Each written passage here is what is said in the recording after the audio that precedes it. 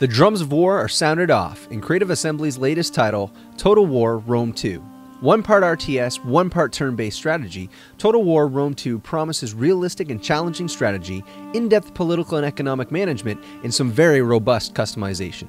Creative Assembly has thrown down the gauntlet and has planted the banner as one of the most world-dominating strategy games created to date. But can Total War Rome 2 really deliver? There's only one way to find out, so grab that sword and board as we wade into the chaos of war. To be frank, before picking up Total War Rome 2, I had absolutely no exposure to the Total War series. I'm a longtime fan of the RTS genre, but tend to shy away from turn-based gameplay, mostly due to my less than patient nature, and thus have always kept the Total War series at arm's reach. However, I'm happy to say that my first experience with Total War Rome 2 has drastically changed my opinion on that particular matter, as Creative Assembly has done an incredible job of marrying two seemingly opposite genres together.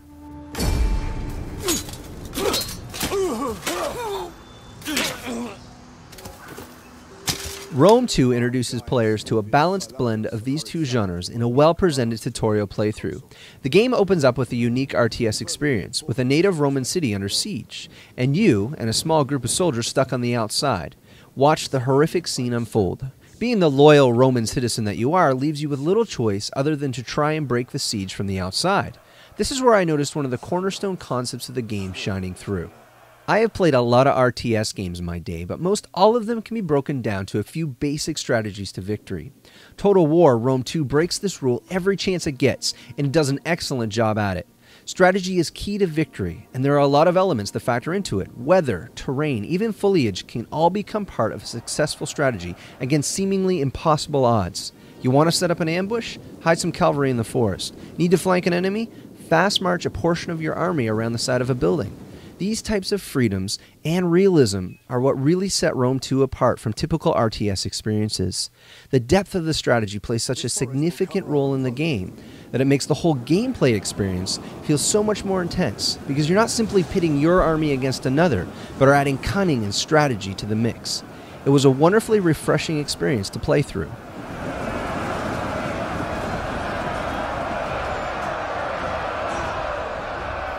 The turn-based elements of Total War really highlight another pillar of the game, namely the freedom to choose how you play. The best way to explain Rome 2 is to liken it to a risk board with an economy. Each player moves in turn, and you can manage each city you own at any point in your turn. There is a lot of depth to how much managing you really can do. Taxes, trade, diplomacy, technology, all of these are yours to command.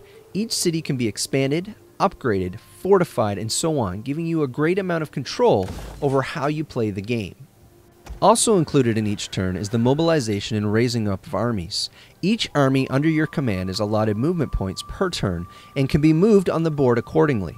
Again, things like terrain, enemies, and allies all play a part in how you move around the map. When you come up against an enemy city or an army, you are given options on how to continue. This is where another great part of the playthrough experience comes in. When you engage an enemy, you can choose the traditional RTS route, or you have the option to auto-determine the outcome of the battle. This is great when you have a large force and simply want to move forward quickly.